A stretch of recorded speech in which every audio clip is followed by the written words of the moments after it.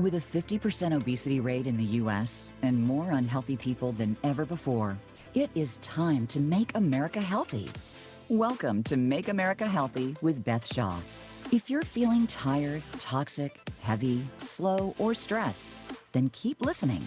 Beth and her expert guests are here to offer practical advice and share the tools you need to reclaim your physical, mental, and emotional health.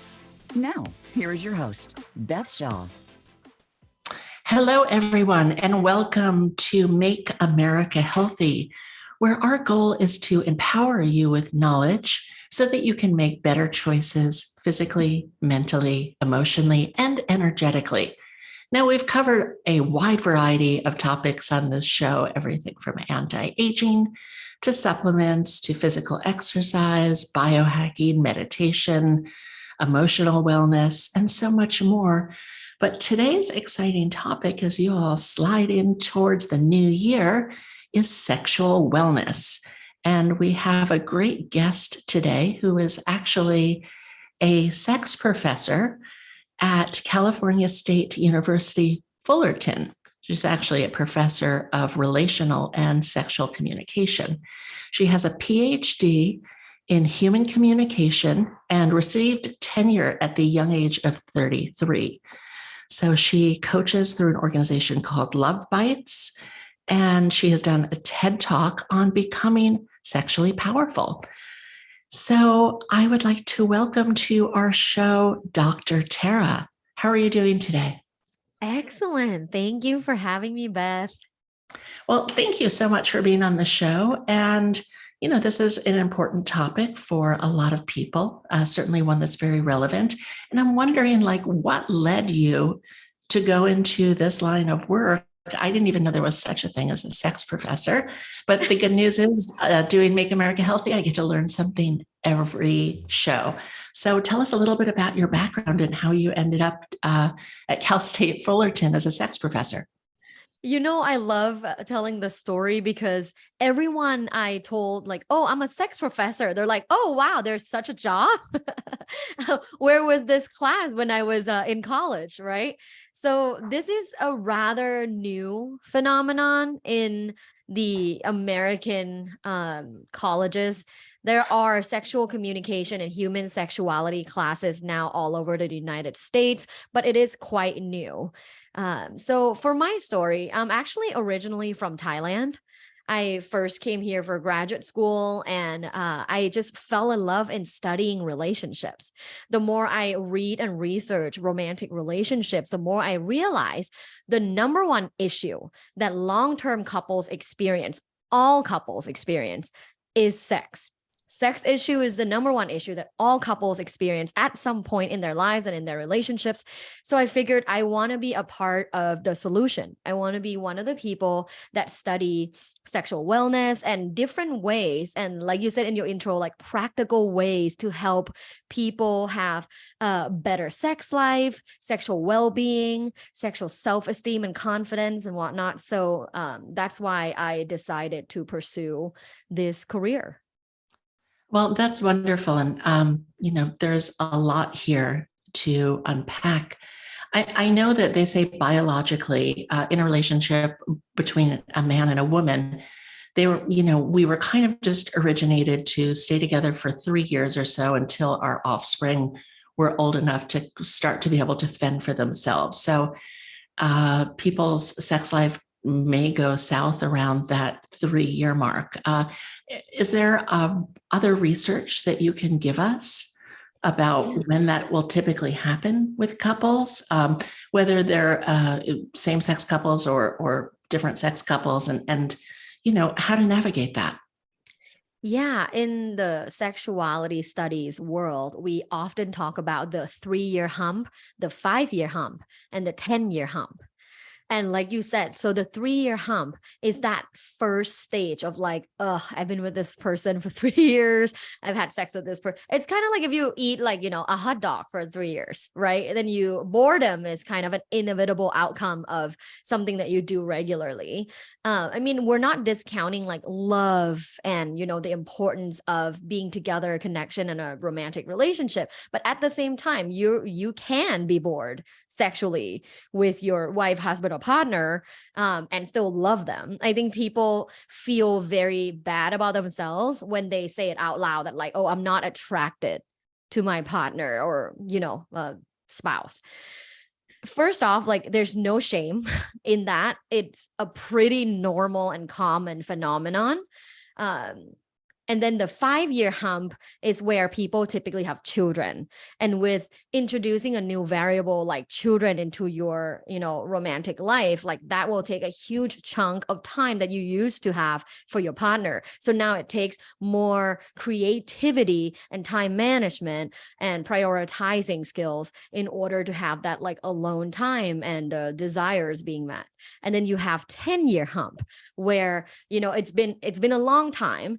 And this hump is typically where actually people started to figure out very creative ways to deal with sexual boredom and to kind of revive their relationship. So long story short, there are two main factors for long-term couples that want to keep having passionate sexual relationships. The first factor is sexual variety. And in order to, explore sexual variety, you kind of really have to investigate yourself. Like, how much of a variety are you going to be able to explore? Well, I want to ask you a question on that because, I keep reading all these research studies that say our attention spans in general for everything are getting shorter and shorter and shorter. Can the same thing be said for sex? As in like having sex, like or like, your consistent partner. I mean, if we're all losing our attention spans, which I don't know if that's necessarily true or not. Research is mixed on it. Do you think people are coming to that 3-year window even quicker than 3 years, especially with the accessibility of online dating and, that thought process that a lot of people seem to think, people are rather disposable and, toss one back in the sea and go online and find another. Oh, yeah. The available, quote unquote, potential mates definitely affects one's ability to stay in a desired relationship longer. That's for sure. I mean, there's research on that. When people have more options and they're looking at Instagram or Facebook and then looking at other people's photos, they start comparing it to their relationship. And of course, that comes into play when you find, whether or not you're going to be able to like be with that person, it doesn't matter. It's like you think, your brain thinks that's an available mate. Your monkey brain just think, oh, available person. And of course that will affect the way you feel about your current relationship. And yeah, the ability to find your partner desirable. Wonderful. So we were talking a little bit before the show and you said, believe it or not, Gen Zs are having less sex than anyone else. And I asked you, is it because people are not getting into more committed relationships anymore? Or are they just not that interested? Like, what do you think that's about? There are studies that suggest Gen Z just take more time for self-discovery and are not getting into committed exclusive relationships early in their life versus millennials and older generations who, perhaps in high school get into a relationship. We have the narrative called like high school sweetheart, right?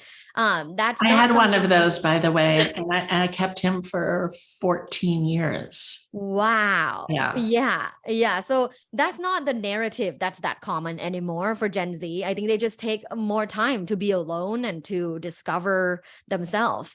But also we found that Gen Zs have witnessed and observed a lot of divorces and a lot of, tumultuous familial relationships.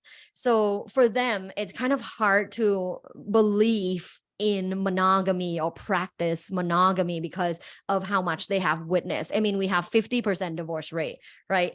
For all relationships. 50% divorce rate, 50% obesity rate. Let's talk about health for a minute, and then I want to circle back to who is having the most sex.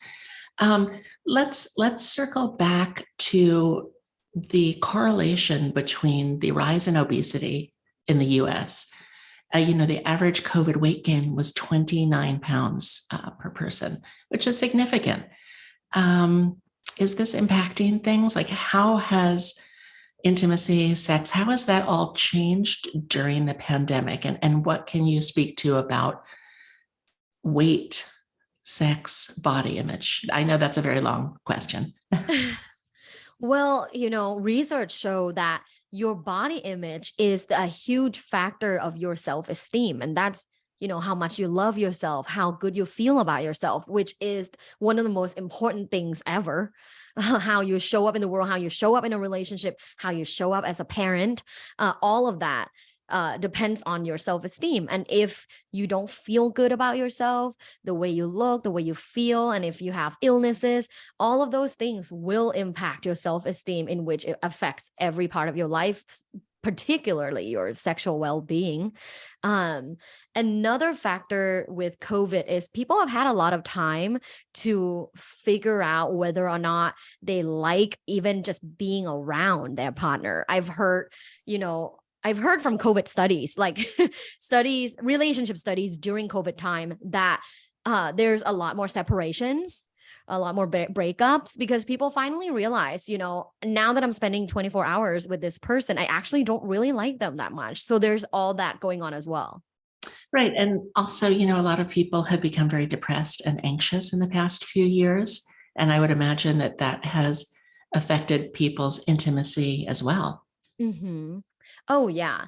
And, there is also a correlation between like body image, depression, and anxiety, right? Like if you have a very negative body image and you just hate the way you look, hate yourself, then that's going to have an increased effect in your overall anxiety, and also sexual anxiety. We're seeing young men experiencing erectile dysfunction. I mean, we're talking about teens. These guys should be getting boners, no problem, but they are experiencing erectile dysfunction for so many reasons. Low, self-esteem, negative body image, all of those things contribute to sexual dysfunction. And I read anxiety. A study recently that said that 50% of all men age 40 and up have erectile dysfunction. That's pretty significant. Yeah. And I know, from a health perspective, there's, people are drinking out of the water bottles all the time. Their BPA is leaching into our bloodstream. Mm-hmm. We're getting all these hits of different chemicals from processed foods, which I guess is taking away people's reproductive health as well. Oh, yeah, 100%. And studies show like exercise is highly correlated with higher libido and sexual functioning.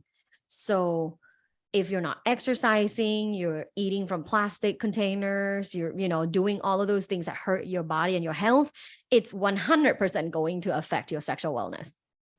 Yeah. I spend a lot of time at the gym, and I do this more for mental health reasons than anything, but the byproduct is having a body that I'm super comfortable in and being really fit. Yes. And to me, that's worth everything, because we only have one body in this lifetime. We take it with us wherever we go. To me, I want to show up in the best body possible. And one of our goals through Make America Healthy is to educate people and helpfully push them in the right direction towards any type of health. Mm-hmm. Because it all really, like you said, it's all so intertwined. Mm-hmm. You also look amazing. So that's a great byproduct of wanting to feel amazing. Well, and I'm a little bit OCD about it, but if I put 5 pounds on, I'm right there taking it off as soon as possible. because I know even sometimes being too muscular, how I feel in relation to being too, too lean and it's, you're right. It's so much affects our self-esteem.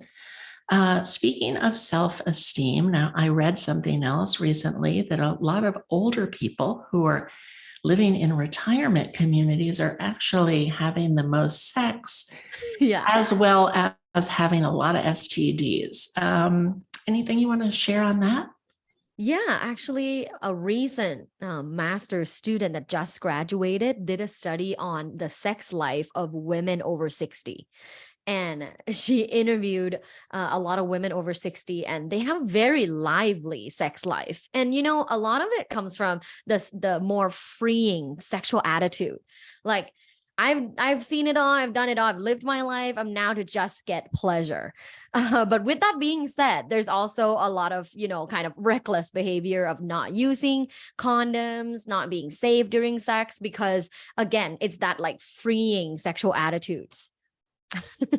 Well, I mean, unless you're on death's door, I would only hope that most people are practicing safe sex. Right? Yeah. I talk about that a lot. In my classes or whenever I give speeches, I talk about the most basic thing in like a good sexual encounter is that it's safe.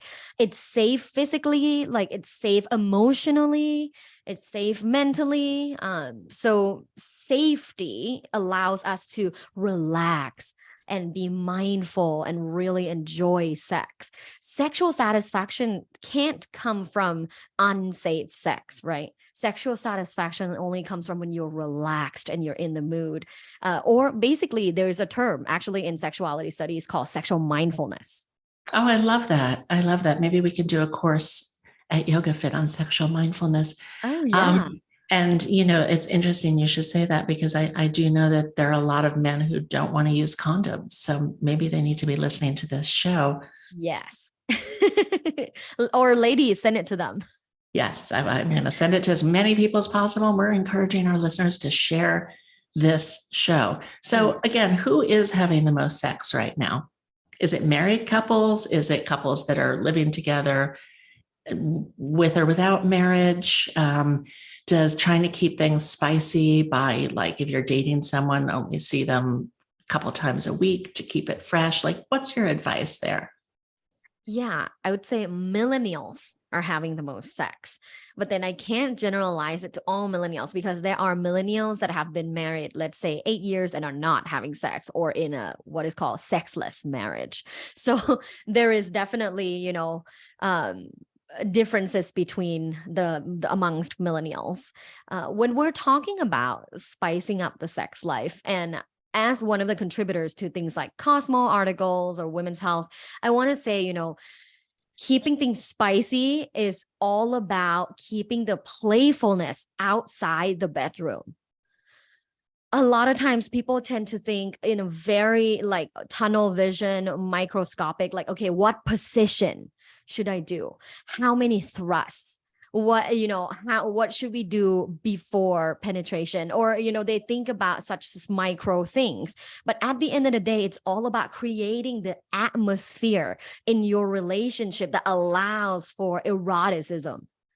Right, where people feel comfortable being themselves, they feel free, they feel appreciated, they feel desired. All of that's bingo right there. You have to feel desired and appreciated. So a lot of things are outside the bedroom that contributes to that spiciness and passion inside the bedroom. Right. Jumping topic a little bit, I did a graduate program at Harvard, and I was there in June. One of my colleagues who was there, she ran a sex toy company. Love that. She said, like, during the pandemic, business was booming. She may or may not have given out samples to the female members of our class. Any thoughts on this before we move on to multiple partners? Oh, yeah. Guys, sex toys are your friends. There is a lot of men that feel like sex toy is competitive to them. right? That it's a competition, that it's replacing them. Not at all. If you're listening and you're in a relationship, it is not substituting you, it's enhancing the experience, in which creates more arousal and desire for your female partner. So 100% embrace sex toys in the bedroom. Sex toys not something that only reserved for just masturbation or self pleasure. It can be a huge contributor to a great sex life, a great partnered sex life. So definitely embrace sex toys in the bedroom, and also different kinds of toys. We're not just talking about vibrator here, because vibrators are great. Vibrators are great for women, great for men, it's great for pleasure. But there's also many other kinds of sex toys that allow you to explore sexual variety that I was talking about. So definitely check it out and stay open-minded. I didn't realize that Amazon actually sells sex toys until a friend of mine a few years ago Oh, sent us a yeah. screenshot of something very large that she got on sale on Amazon. News to me, but I was going to ask you to refer to our listeners, any particular place that they should be purchasing things if they don't want to walk into a store. Well, I mean, Amazon does sell sex toys Yeah, and comes in discreet packaging. But I right. also have different brands that I highly recommend. If you go to my website, I have specific items that I recommend for different acts that you can try. Wonderful. And much like myself, where, being in the health and fitness industry, I'm always experimenting on myself with different supplements and exercise programs and, standing on my head with red lights, meditation, all of that, biohacking gadgets. I'm just only assuming that you have to do a lot of personal research for your job. Beth, that is true.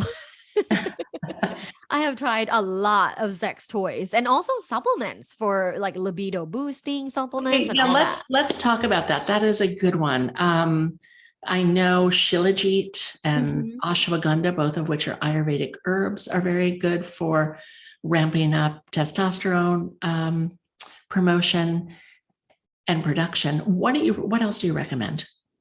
The other things I've seen in the market that has like research backup is ginseng.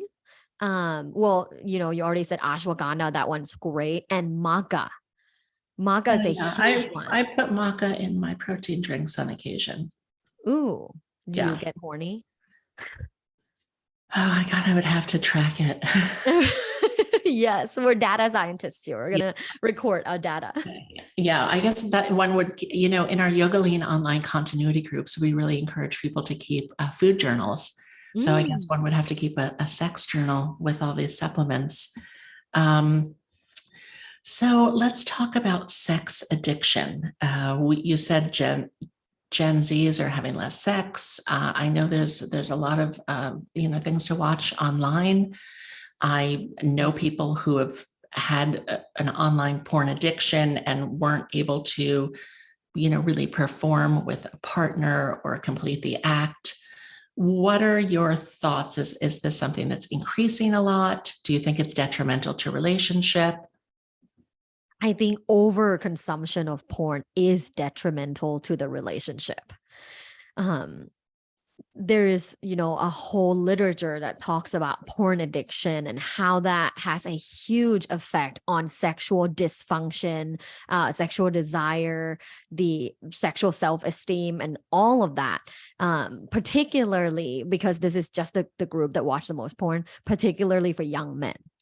Yeah, and I was also going to ask you, do you think that that is shaping those young men for the rest of their lives into one unrealistic expectations of what their partner, like, what crazy positions their partner might be able to get into, or Mhm. how they expect their partner to look and perform? Because, that's a movie that they're a scripted movie, I'm assuming. I have to say, I'm personally like not a fan of watching actors do Mhm. much of anything, but um, do you think that it's going to shape these young men and keep them from being able to get into healthy, sustainable relationships down the line?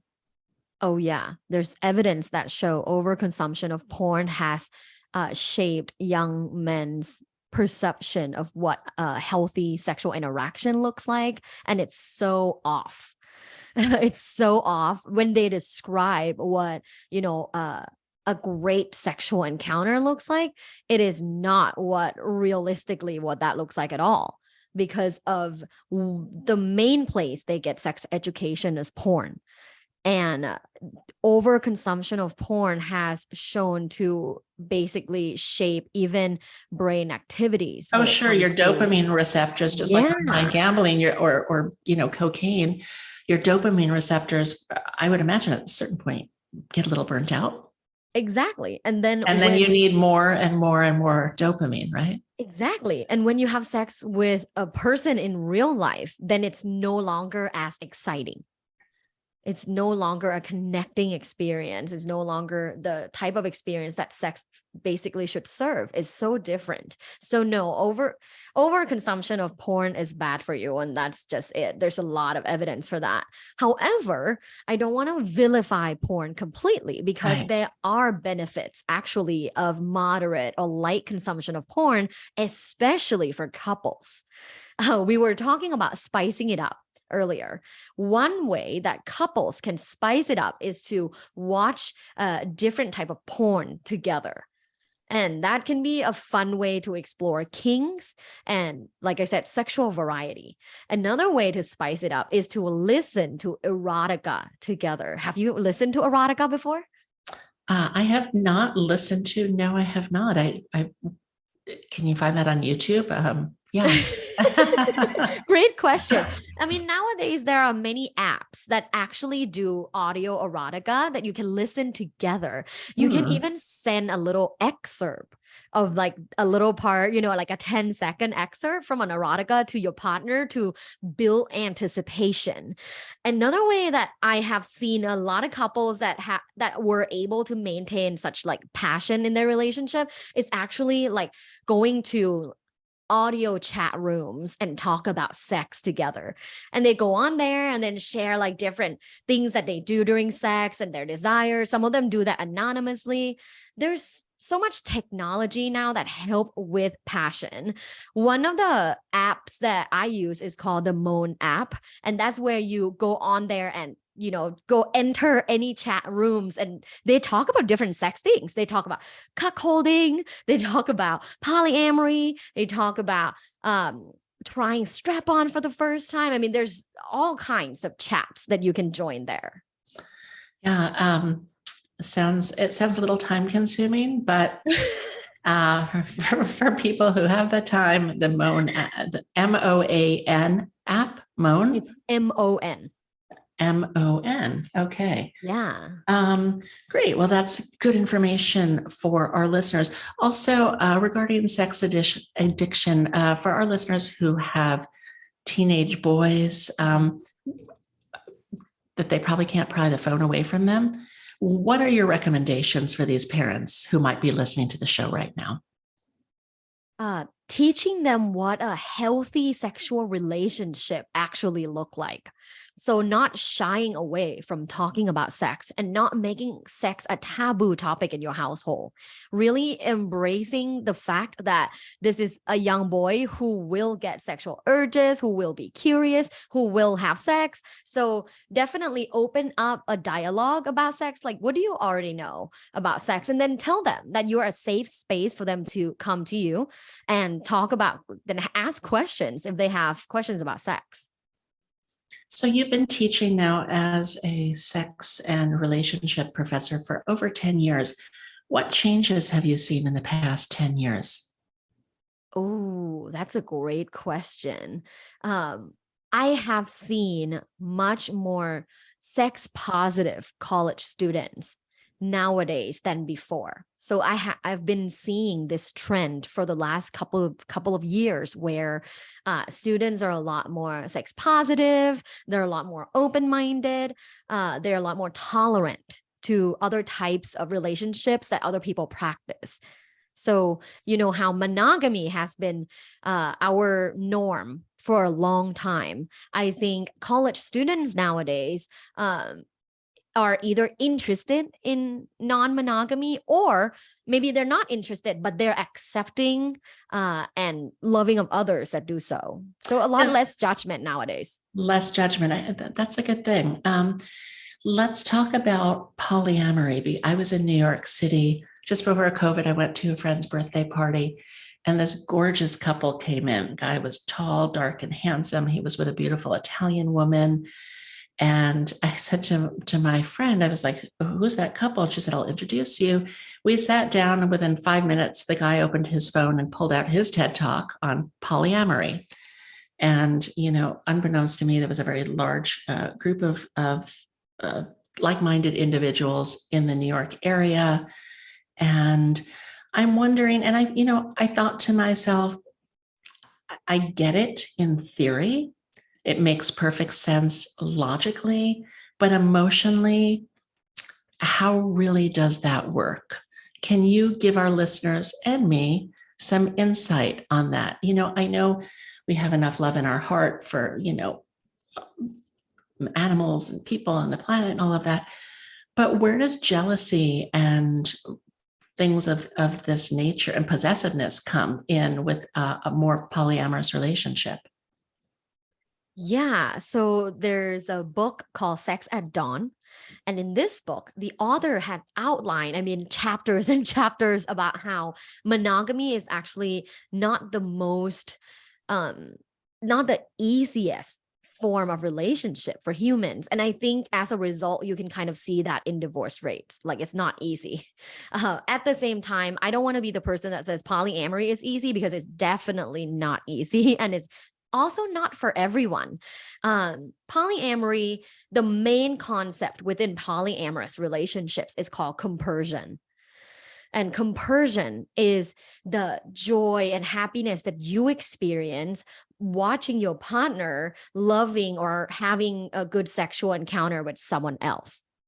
So I didn't realize that polyamory means that everybody's like in the same room together. I thought, like, I had a friend that I've known since fourth grade, and she lived in San Francisco. And I remember she came to visit me when I was living in Los Angeles, and she's like, oh, Steven's my primary boyfriend, but, Walter's my secondary, and Jane's my girlfriend. And I don't think that they were all, I think she kind of probably split her nights up a little bit. Does polyamory mean like an orgy? No. Okay. Right. Polyamory means multiple love. So Okay. multiple relationships. If you're thinking an orgy or like having threesomes regularly or going to a sex party regularly, that is when someone have an open relationship, which is different from polyamory. Because you can be a poly and not open, meaning you're poly, like let's say you have two boyfriends, right? And that's your poly relationship.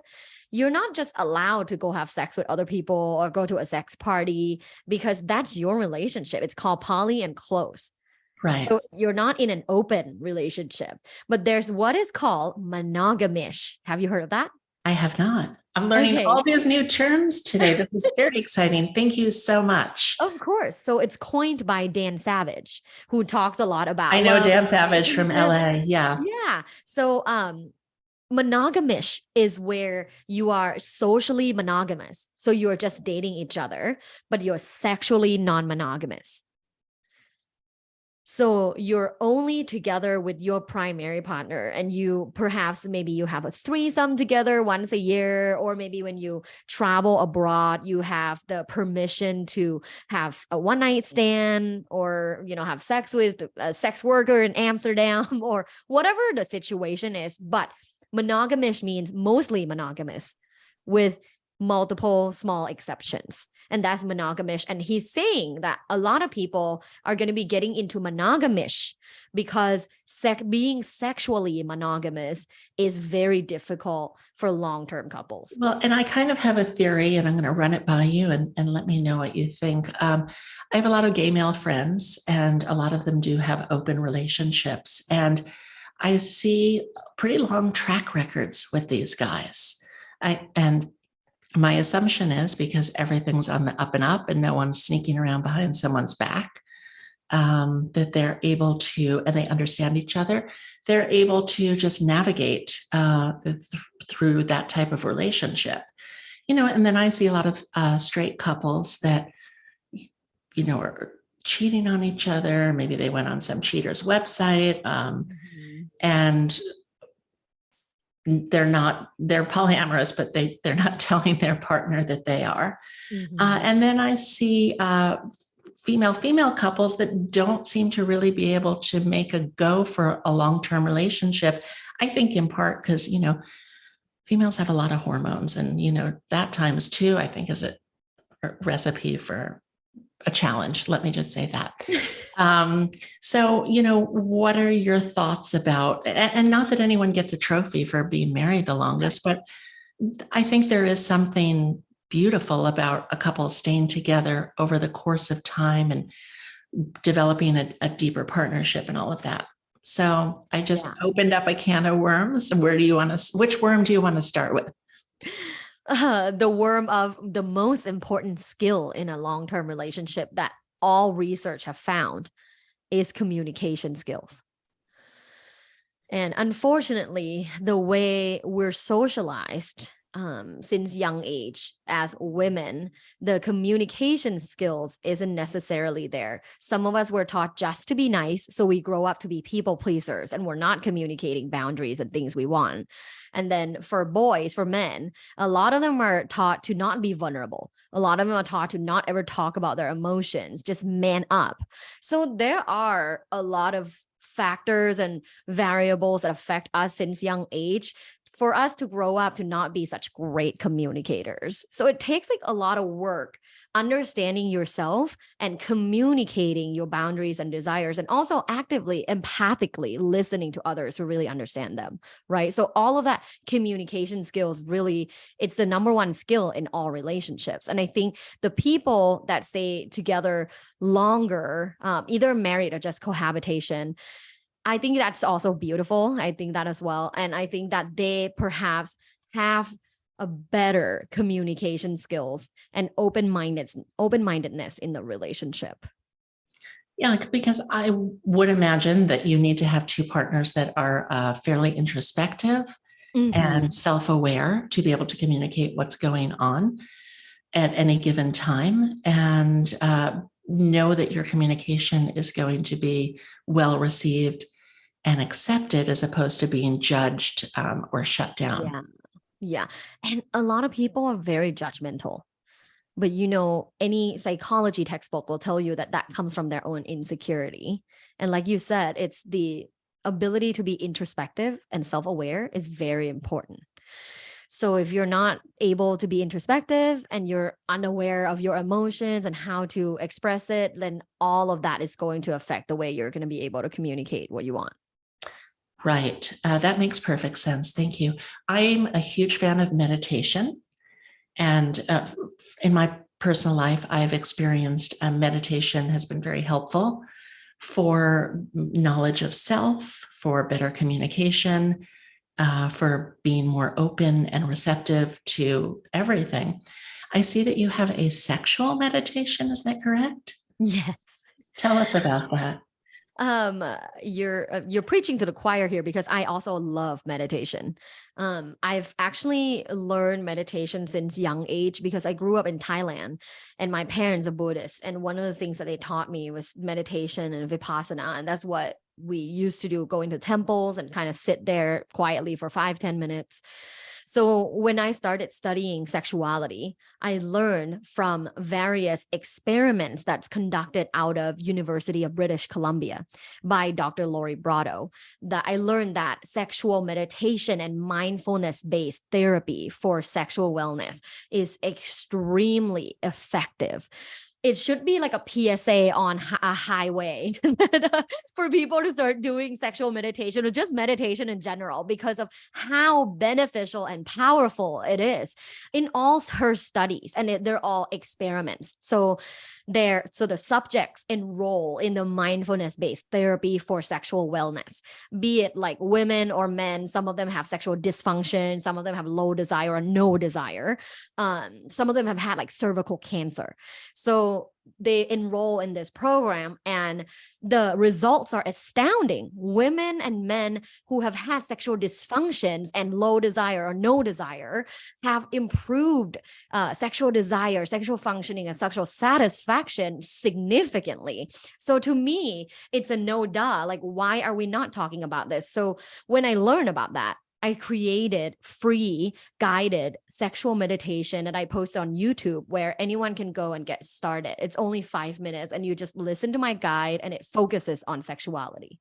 Well, I'm going to listen. I'm very curious. I've done a lot of meditations, mostly like body scans and breathing and all of that. I'm assuming a sexual meditation is a little different.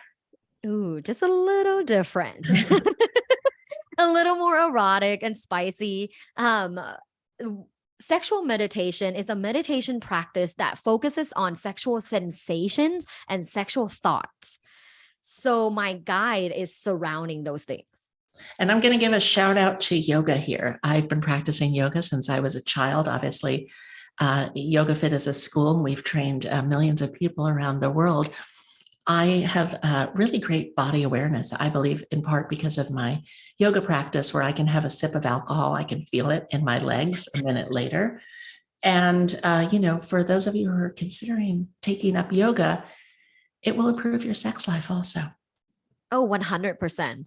I'm not a professional, but I'm definitely an enthusiast, and I love yoga. And I know that just the fact that you're slowing down, focusing on the breath, and then holding poses, all of those things are necessary skills to be a great lover. So Right. I know that there is a huge connection between yoga and having a great sex life. And also being able to be 100% present in the moment with what you're doing and not distracted. Yeah. And that is another gift that we get from yoga. We're having a conference in Palm Springs from the 4th of January to the 8th. So after the show, I'd love to talk to you about maybe coming out and doing a keynote or at least a sexual meditation. Yeah, I would love to. I live by sexual meditation. I do it every day. 5 minutes. That's awesome. So you mentioned low desire, and we talked about how men are struggling, women are struggling. Obviously, we're going to advise for all the listeners to get regular blood work done so that you know where your hormone levels are, because that can play huge into, having sexual desire or not. I can basically look at a man in his 40s, and if he's got a bit of a belly, his posture is starting to go. And then, he may share with me like he's losing his energy to go to the gym and work out. Testosterone, go get your levels checked. What is your advice for people who, because of stress and work and anxiety and the pandemic, and maybe women who are pre-menopause or have menopause, what is your advice and how important is it to get your sex drive back up? Because when you're in those places, it doesn't seem that relevant or that important. Oh yeah, for sure. I think there are two aspects that we can look at this. The first one is, how important is it that you have a high sex drive or high sexual desire? Whether or not it's important it's just you. It's a subjective rating. If you feel like having, low desire, and your partner also has low desire, and you have a lot of fun things you do together that's not sex, it's not a big deal. There's no shame in not, necessarily pursuing an active sex life. I don't think there's shame in that, which is a different perspective that most sex therapists would say. But at the same time, if it bugs you, if it's like, oh, I wish we can connect more sexually and intimately. If it bugs you, then yes, there are many different ways you can work towards having a higher sex drive. The first one is supplements. There are supplements with actual studies that show to help people feel a little bit more energized, like more blood flow. And at the end of the day, especially for women, a lot of it is, the blood flow and the exercise and feeling good about yourself, like turning yourself on. Right. So supplements, something you can look into. And then number 2 is sexual meditation. Like I said, Studies from University British Columbia show that it insignificantly helps with increasing sexual desire. And then number 3, actually journaling. There's research, there's evidence that shows journaling to sexual prompts help you feel more sexual. Yeah, I guess because you're bringing it into conscious awareness. Yes, 100%. And I'm going to throw in also yoga. Okay, good. Thank you for throwing that. We love yoga. I want to ask you one more question about jealousy. Mm-hmm. And, I've certainly been in relationships with partners that are jealous for no good reason. You mentioned that many people now have open or polyamorous relationships. What do they do? And my dog gets jealous if I pet another dog. So it's inherent to who we are as beings. What's your advice to people who are dealing with this? If their partner wants to open the relationship up or, change things. Yeah, if you want to change your relationship structure, my first advice, and I think this is very important, is to actually seek out a sex coach or sex therapist to help you navigate this conversation. This conversation is challenging. And the fact that you have been, together as a monogamous couple for a long time, and now you're changing the whole structure of how to be in a relationship, it's not easy. It's a very challenging thing. So first, give yourself grace and compassion. It's not something that you can just jump in and be happy and no jealousy whatsoever, right? It's hard. So my first advice is, if you're able to, seek out help. Have a third party help navigate this conversation and help you structure rules and how things should go. The second advice I would say for jealousy, in the jealousy literature, we know that people who are focused on different things in their life other than relationship feel less jealous. So that would be me. Yeah, exactly. Perhaps take up yoga, build and have another hobby, or, if you're focusing on your business and stuff, you have less time and energy to feel the jealousy. Yeah. All right. That's all good advice. And as we move towards the close of the show, can you give our listeners some advice, maybe allow them to feel better about where they're at in their sex and intimacy journey, and also any good relational advice? Because like you said, there's a 50% divorce rate. Mm-hmm. And I also wonder if couples that get together later in life have more of a success. Although a friend of mine was dating someone who had been married 3 times, and we were Googling, does the 4th marriage last longer than the 2nd or 3rd? And, the numbers really weren't that different. So I don't know what the number one predictor is, but give us a little overall insight. Yes. My number one advice for all couples is to talk about sex. If you're not already having a conversation about sex and sexual well-being and desires and kink and fantasy, start today. There's no shame if you have never done it before, because you know what? No one has taught us to have healthy sexual communication. It's okay to start now and embark on this new sexual wellness journey. Talk about from 1 to 10, how would you rate your sex life right now? And, receive that feedback with grace, and let's collaboratively find a way to increase that number together. But yeah, the most important thing in a relationship is you have to be able to talk about sex. Wonderful. Thank you. Tell us where we can find you online. Yes, all of my channels are on my website. That's lovebites.co, LUVBITES.co. Thank you, Beth. And are you selling supplements there as well? Not particularly my supplements, but I actually have recommended sexual wellness products on my page that you can review. Okay, and we've got a couple minutes left, so I'm going to tackle one more question. And that is, I see some listeners have put in the chat, it used to be you don't have sex till the 3rd date. I met a gentleman at a fundraiser recently, a gay gentleman who brought men to India on pilgrimage.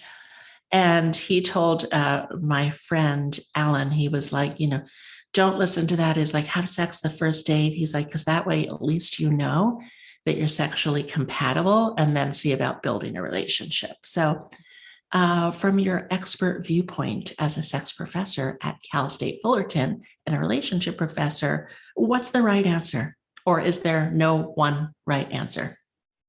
No one right answer would be the right answer. Here are two schools of thought. The first school of thought is called sexual restraint model. And this is where people will wait for a while after dating to have sex because they want to build emotional connection first and then have sex later. The second school of thought is sexual compatibility model. This is where people are like, oh, I want to know immediately if our sexual chemistry is a match. So I'm going to have sex on the first date or second date early in a relationship to know if we are sexually compatible. So at the end of the day, the best relationship is where you feel comfortable exploring. So if your model is sexual compatibility, get together with someone who also has sexual compatibility model would be the best choice. So one would have to discuss their preferred model. Yes. And let's talk a little bit about sexual chemistry, because I always say that the body doesn't lie. Mm-hmm. And, you can usually tell with a kiss or a touch, like if there's anything there or not. Talk to us a little bit about, what makes sexual compatibility and good chemistry, or is it just like so many other things in life, just energy, and it's either present or it's not present? I think it's energy and preference. So the energy part is either you have it or you don't, and it's something that you just feel. So you can feel it in your gut. You're with someone and you're just, oh my gosh, I'm so attracted to them. There's a lot of sexual tension. But for some people, you don't feel that at all. So that's a good indicator of whether or not you have good sexual energy. But the other part of it is preference, because you may have good sexual energy, but then their sexual preferences are so different from yours. Let's say they have certain fetish or kink that you think, oh, absolutely not for me. Then that's not a good compatibility either, even though you have that energy. So there's But those might be good third date questions. Oh yeah, for sure. Talk about sex. Again, it goes back to talk about sex. It's important that you talk about sex. Yeah. Well, you have been really a wonderful guest, and I've learned a lot. Monogamish, I learned about the Moan app. So it's been very educational, and I want to thank you so much. I'm definitely going to check out some of your sexual meditations on YouTube and encourage our listeners to go to your website and find you. And I hope to see you when I'm in Palm Springs or Los Angeles. So I would love that. yeah, Dr. Tara, namaste. And thank you so much for being on Make America Healthy. Thank you. Have an orgasmic day. Oh, thank you. So thanks everyone for listening to this show. If you enjoyed it, please share it with as many people as possible. If you would like to reach out to me direct, you can find me at bethshaw.com, or you can also find me on Instagram at bethshawhealth. And we're rolling into the new year with some very exciting topics, so please keep listening. And if you would like to come to our Palm Springs Mind Body Fitness Conference, sponsored by YogaFit, one of the show's sponsors, you can go to yogafit.com and check out our full conference schedule and save 15% at checkout by using the code VOICE22. So until next time, everyone, stay healthy, stay hydrated, keep exercising, eat clean, and practice your sexual meditation. Namaste. Namaste. All clear. Great job today, everyone. Awesome. Thank you. Great. Wow, what a great show that was. Thank you so much. That's very different than our usual topics. Thank you for having me, Beth. You're such a good host. Thank Hey, Beth. you. Thank Beth, you. real quick, we have an engineer here that just wanted to say a few things to Dr. Tara, if that's okay. Oh, yeah, sure. Here. I just wanted to say I really like your TikToks. Oh, thank you so much. I'm one of the engineers here and I saw your face and I was like, no way. She's so cool. Oh, thank you so much. It's been so fun building that community. Yes, you did a great job. And for you to show up on my For You page, I've learned a lot from you. And I Thank really you. love how open and fun you are. What's your And name? my name's Rachel. Rachel, nice to meet you. Nice to meet you. Thanks for letting me talk to you. And Thank Beth, you. great job. Thank you. Please share this show with all your friends, Rachel. Yes, Yes. and I'm also the social media specialist, so I'll be posting about this too. Hey, Love Rachel, it. I'm going to be, you know what? I want to connect with you because I'm going to be flying to Palm Springs via Phoenix on the nice. 1st, and I'll be there on the 1st and the 2nd. Okay, And cool. I'd love to chat. I'd love to maybe take you for coffee, talk to you about social media. I'm also looking for a new firm or person to handle my personal social media. So I'd like to chat with you about that. I would So love to. can you see the chat if I put my phone number in there? Would you text me? Yeah, sure. I can definitely do that. Let me get my phone real quick.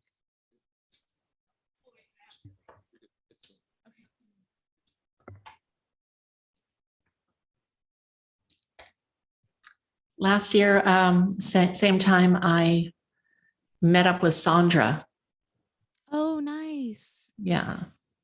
So you're Um, coming on the 1st of January. I'm flying in on the 1st and I'm leaving for Palm Springs like the afternoon of the 2nd. And other than walking around a lot with my dog and going to Pilates, I don't have much going on. So I'd love to connect with you if you have the time. Yes, definitely. I'll reach out to you. Wonderful. Thank you so much. All right. Thanks, Dr. Tara. We'll see you somewhere soon. Yes. Thank you, everybody. Bye. Bye.